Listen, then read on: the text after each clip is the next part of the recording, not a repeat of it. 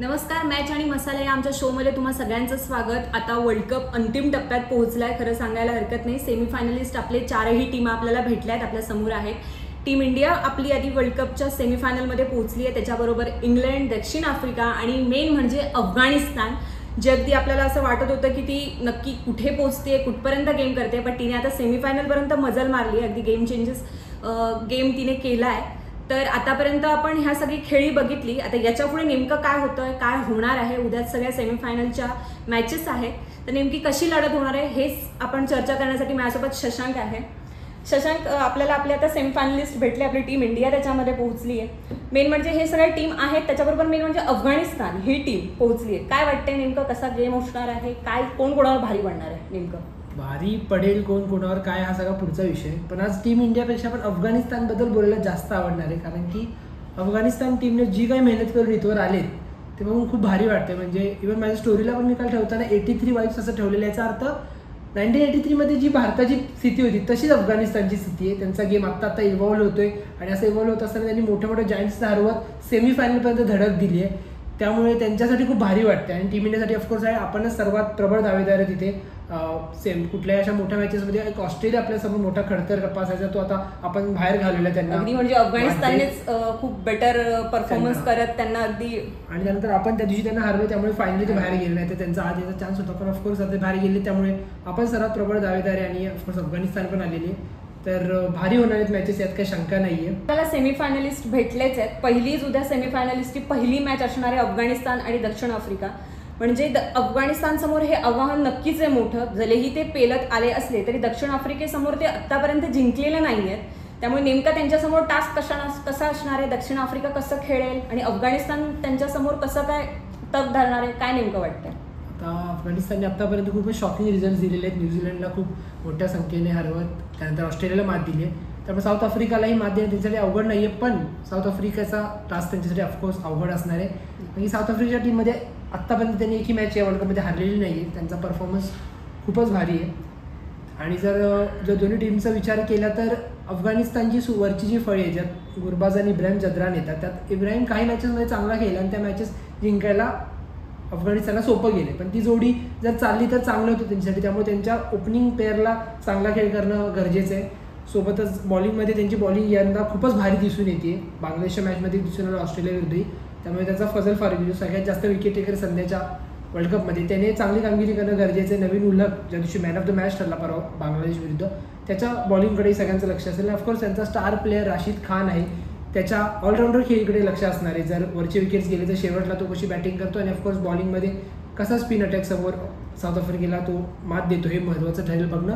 आणि सोबतच साऊथ आफ्रिकेकडून जर विचार केला तर त्यांची टीम पॉवरफुल आहेच आहे. त्यांच्या सुरुवातीला डिकॉक, जो मागील काही मॅचमध्ये फॉर्ममध्ये आला आहे, तो जर खूप चांगल्या फॉर्ममध्ये उद्याही आला तर त्यांचं मोठं लक्ष ते अफगाणिस्तानला देऊ शकतात आणि ते पार करणं अफगाणिस्तानला अवघड होईल. त्यामुळं आणि सोबतच त्यांचे बॉलिंगमध्ये त्यांचे सगळे पेसर्स चांगले येतात. बॅट्समॅन असेल, रबाडा असेल, नॉर्की असेल, मार्को यॅन्सन असेल साऊथ आफ्रिकेचा. आणि सोबतच स्पिनसाठी त्यांच्याकडे शम्सी आणि केशव महाराज हे खूप चांगले ऑप्शन आहेत. त्यामुळे साऊथ आफ्रिकेची टीम पूर्णपणे पॉवर पॅक्ड आहे. त्यामुळे चांगला मॅच होऊ शकते.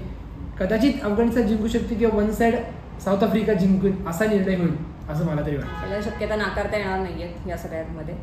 नक्कीच हे सगळं महत्त्वाचं ठरेल. त्याच्याबरोबर टॉस हा मुख्य फॅक्टर असणार आहे असं मला वाटतं. कारण आतापर्यंतच्या अफगाणिस्तानच्या मॅचेस बघितल्या त्याच्यामध्ये टॉस हा फॅक्टर झाला. त्याचबरोबर त्यांची जी पहिली बॅटिंग जर त्यांनी घेतली तर त्याच्यामध्ये ते खूप चांगला परफॉर्मन्स करताना दिसून आले. त्यामुळे नक्कीच, आणि त्याच्याबरोबर साऊथ आफ्रिका जी आहे ती नक्कीच फायनलमध्ये गडबडताना त्यांचं गणित दिसतं. त्याच्यामुळे हा अफगाणिस्तानसाठी प्लस पॉईंट असणार आहे. कदाचित साऊथ आफ्रिका कुठेतरी ढळमळू शकते असं मला तरी वाटतं. आता ते बघूयाच, कळेलच. त्यानंतर पहिल्या सेमीफायनलची चर्चा झालीच आहे, त्यातनं कोण ना कोणतरी आपल्या समोर येणारच आहे. पण आपली सगळ्यांसाठीची महत्त्वाची आणि अगदी धडधड करणारी मॅच म्हणजे आपली स्वतः इंडिया आहे. आणि त्याच्याबरोबर आपल्या समोर आव्हान आहे ते इंग्लंडच्या टीमचं. आता हे आव्हान नेमकं कसं असणार आहे? नक्कीच आपली इंडिया खूप चांगला परफॉर्मन्स करते. ऑस्ट्रेलियाला आपण हरवलंय, म्हणजे आपला कॅप्टन पण फॉर्ममध्ये आलाय अगदी. आणि त्याबरोबर आपली सगळी फळी खूप छान प्रकारे काम करते. पण आता इंग्लंडचा सामना आपण कसं करणार आहोत किंवा इंग्लंड आपल्यासमोर केवढं मोठं आव्हान आहे, काय वाटतंय नेमकं? ऑफकोर्स आव्हान तर आहेच इंग्लंडचं, कारण की याआधीही अशाच एका सेमीफायनलमध्ये त्यांनी 10 विकेटने आपल्याला हरवलं होतं. ज्या सीझनमध्येही आपली टीम अशीच पॉवरफुल होती. सगळे सीझन पॉवरफुल आहे, पण ICC ट्रॉफी काही येत नाही. त्यामुळे इंग्लंडचं आव्हान अवघड असणारच आहे. फक्त यावेळेला इंग्लंडच्या टीममध्ये मागच्याही व्हिडिओमध्ये आपण बोललो तसं कुठलाही प्लेअर असा एक वन साईड फॉर्ममध्ये दिसत नाही आहे. म्हणजे बटलर असेल किंवा फिलिप सॉल्ट जसा IPL मध्ये खेळला तसा इथे खेळताना दिसत नाही आहे. बेन स्टोक्स आता टीममध्ये नाही आहे, त्यामुळे तो एक फायदा किंवा चांगला पॉईंट म्हणू शकतो की तो असा एक प्लेअर आहे जो मॅच बदलवू शकत होता, तो सध्या नाही आहे. आणि जोफ्रा आर्चर असेल किंवा इतर त्यांचे फास्ट बॉलर असतील ते लोकही तितके खास फॉर्ममध्ये दिसत नाहीत, वन साईड खेळताना दिसत नाही. त्यामुळे इंग्लंडला सुपर 8मध्ये येतानाही यावेळेला मेहनत करावी लागली होती. त्यांनी काही मॅचेस ज्या गमावल्या होत्या त्याच्यामुळे, स्कॉटलंड विरुद्ध जी वॉशआउट झाली होती वगैरे, त्यामुळे इंग्लंड तितकी स्ट्रॉंग यायला दिसत नाही. आणि त्या उलट इंडिया खूपच स्ट्रॉंग आहे. पण जसं साऊथ आफ्रिकेबद्दल बोललो की सेमीफायनल फायनलमध्ये येऊन मार खाते, तसंच इंडियाचंही कुठेतरी होतं आणि तो एक आहेच आहे आपल्यासाठी थोडा टेन्शनचा मुद्दा. पण ओव्हरऑल जर ॲज अ गेम वाईज बघितलं दोघांच्या खेळ वाईज तर भारत पूर्णपणे ह्या मॅचमध्ये वरचढ असेल आणि जिंकेल यात काय शंका नाही. बरोबर आहे. ह्या सगळ्या मॅचमध्ये कोण स्ट्रॉंग कोण आहे, पण त्याच्याबरोबर एक मेन स्ट्रॉंग पॉईंट आहे तो म्हणजे पावसाचा. कुठेतरी पावसाचा सावट या मॅचवर आहेच. नेमकं काय कंडिशन असू शकते पाऊस लागला तर, किंवा काय मॅचवर परिणाम होऊ शकेल? म्हणजे आताच लेटेस्ट वेदर फोरकास्ट बघितलं तर 80% पावसाची जवळजवळ शक्यता आहे. आणि पाऊस झाल्यानंतर विशेष म्हणजे राखीव दिवस नाही आहे सेमीफायनलला, त्याच्यामुळे मॅच त्याच दिवशी संपावी लागणार आहे. समथिंग 250 मिनिटांचा म्हणजे काही तासांचा एक्स्ट्रा टाईम देण्यात आलेला आहे जो पुढे केला जाईल किंवा ओव्हर्स कमी केल्या जातील. पण जर एकही बॉल न खेळता, टॉस न होता जर मॅच वॉशआउट झाली तर भारत थेट फायनलमध्ये जाणार आहे. आपल्या सगळ्यांसाठी अगदी म्हणजे महत्त्वाची आणि मोठी बातमी असू शकते. पण तो पाऊस हा मेन फॅक्टर असणार आहे. पाऊस हा मेन फॅक्टर आहे, कारण की भारताने आतापर्यंत त्याचा 3 मॅच जिंकल्या सुपर 8मधल्या. त्यामुळे भारत थेट फायनलमध्ये जाऊ शकतो जर टॉसही नाही झाला आणि एकही बॉल खेळला गेला नाही तर. पण त्यासोबतच पाऊस खूप जास्त असल्यामुळे समजा टॉस झाला, काय झालं, आणि DLS असा फॅक्टर आहे ज्यात काही सांगता येते, कुणाच्याही बाजूने तो लागतो. आता कालच्याच मॅचमध्ये DLSमुळे समथिंग 1 ओव्हर कमी झाली आणि रन फक्त एकच कमी झालेला.